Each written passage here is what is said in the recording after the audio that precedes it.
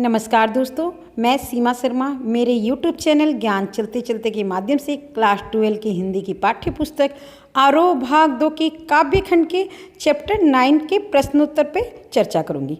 तो आइए दोस्तों शुरू करते हैं।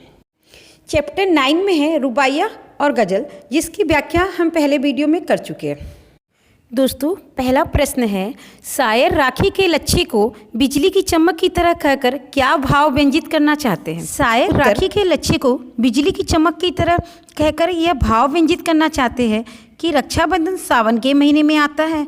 इस समय आकाश में घटाएं छाई होती है तथा उसमें बिजली भी चमकती है। राखी के लच्छे बिजली कौंदने की तरह ही चमकते हैं।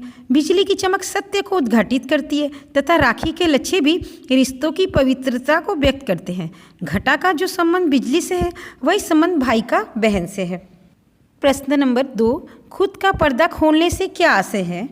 उत्तर, खुद का पर्दा खोलने का यह आशय है कि अपने बारे में बताना। यदि कोई व्यक्ति किसी दूसरे की निंदा करता है या बुराई करता है तो वह स्वयं की बुराई कर रहा है। इसलिए शायर ने कहा है कि मेरा पर्दा खोलने वाले अपना पर्दा खोलता है। जो दूसरे व्यक्ति की बुराई करता है उस व्यक्ति को समझ में ही नहीं आता कि मैं दूसरे व्यक्ति की बुराई करके अपने बारे में बता रहा हूँ कि मैं कैसा इंसान हूँ। मैं दूसरे की बुराई करता हूँ अर्थात मैं खुद भी बुरा हूँ।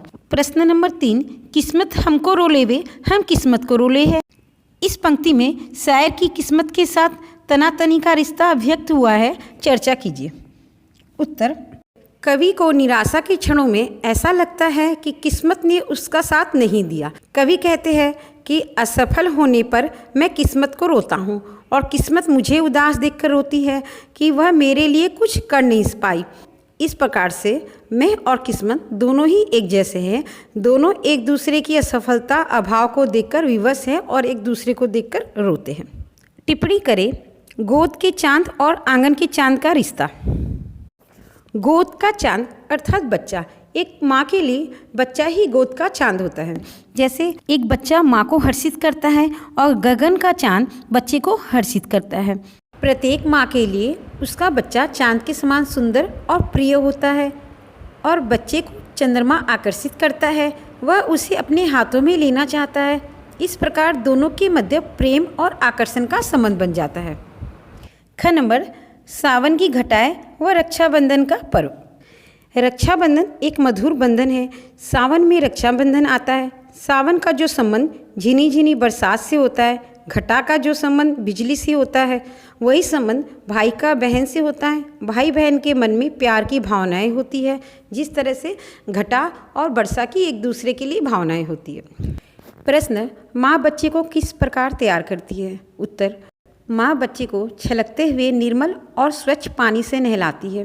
उसके बाद बालों में प्यार से कंघी करती है, उसे कपड़े पहनाती है और सारे कार्य देखकर बच्चा बहुत खुश होता है। वह ठंडे पानी से नहाकर ताज़ा महसूस करता है और अपनी माँ से बहुत प्यार करता है। प्रश्न, बच्चा किस वस्तु के कारण लालची बन जाता है? उत्तर, बच्चा जब चांद को देखता है तो उसका मन लालची हो जाता है। वह चांद को पकड़ने की जिद करता है। वह माँ से कहता है, मुझे वही वस्तु चाहिए। चांद को देखते ही उसका मन ललचा जाता है और बच्चा हट कर बैठता है। क्या शायर भाग्यवादी है? उत्तर, शायर बिल्कुल भी भाग्यवादी नहीं है। उसे अपने भाग्य पर बिल्कुल भी भरोसा नहीं है। वह तो कहता है कि मैं और मेरी किस्मत दोनों मिलकर रोते हैं। वह मुझ पर रोती है और मैं उस पर रोता हूँ। दोनों परस्पर विरोधी है। इसलिए कह सकते हैं कि शायर भाग्यवादी नहीं है, कर्मवादी है। भाग्य की अपेक्षा उसे अपने कर्म पर अधिक विश्वास है। प्रश्न, इसकी फितरत को शायर ने क्या बताया है?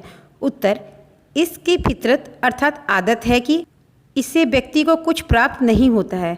व्यक्ति जितना पाता है उतना ही खोता भी जाता है। इसलिए इश्क में कुछ पा लेना संभव नहीं है।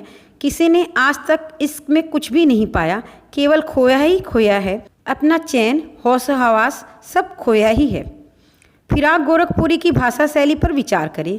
उत्तर, फिराक गोरखपुरी जी मूलतः शायर हैं। रुबाइया भी उन्होंने लिखी है। इन सब के लिए उन्होंने प्रमुख रूप से उर्दू भाषा का प्रयोग किया है। खास बात यह है कि इनकी भाषा में कठिनाई नहीं है। हाँ, कुछ शब्द उलझाव पैदा करते हैं, लेकिन ये पाठक को कठिन नहीं लगते। प्रश्न, गोरखपुरी जी की अलंकार योजना पर प्रकाश डालिए। उत्तर, फिराक गोरखपुरी जी ने कई अलंकारों का स्वाभाविक प्रयोग किया है, इसलिए उनकी रुबाइयाँ और गज़लों में अलंकार का प्रयोग थोपा हुआ नहीं लगता है। ये भाव और प्रसंगों के अनुकूल इसमें आए हैं। शायर ने मुख्य रूप से रूपक, उपमा, अनुप्रास, संदेह और पुनर्वृत्ति प्रकाश अलंकारों का वर्णन किया है। प्रश्न है, गोरखपुरी की रुबाइयाँ के कला पक्ष के बारे में बताइए। उत्तर, गोरखपुरी जी की रुबाइयाँ कला पक्ष की दृष्टि से बेहतरीन पड़ी है। भाषा सहज, सरल और प्रभावी है। भाव अनुकूल शैली का प्रयोग हुआ है। उर्दू शब्दावली के साथ साथ शायर ने देशज संस्कृत के शब्दों का प्रयोग भी स्वाभाविक ढंग से किया है।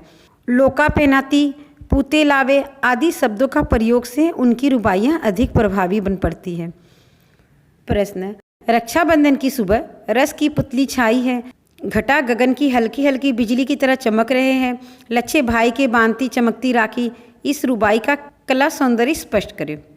उत्तर, भाषा सहज, सरल और प्रभावशाली है। शायर ने उर्दू शब्दों के साथ साथ देशज शब्दों का भावानुकूल प्रयोग किया है। अनुप्रास, अनुरुक्ति, प्रकाश और रूपक अलंकारों का सुंदर प्रयोग हुआ है। प्रश्न है दोस्तों, ये बहुत इंपॉर्टेंट प्रश्न है, बहुत बार एग्जाम में आता भी है। काव्य सौंदर्य स्पष्ट करिए। आंगन में लिए चांद के टुकड़े को खड़ी, हाथों में झुलाती है उसे गोद भरी, रह रहकर हवा में जो लौका देती है, गूंज उठती है खिलखिलाते बच्चे की हंसी। उत्तर, कवि बताता है कि माँ अपने चांद जैसे बच्चे को आंगन में लिए खड़ी है, वो हाथों के झूले में झुला रही है, वह उसे हवा में धीरे धीरे उछाल रही है।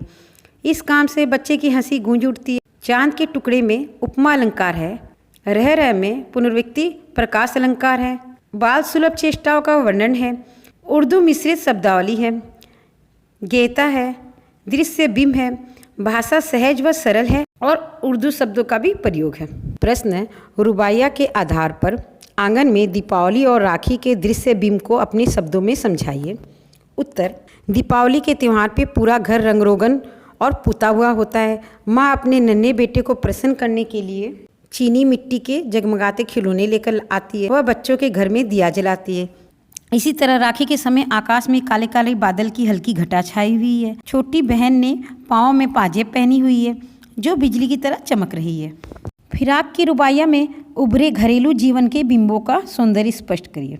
अथवा फिराक गोरखपुरी जी की रुबाइयाँ में ग्रामीण अंचल के घरेलू रूप, स्वाभाविकता और सात्विकता के अनूठे चित्र चित्रित हुए हैं। पाठ्य पुस्तक में संग्रहित रुबाइयों के आधार पर उत्तर दीजिए।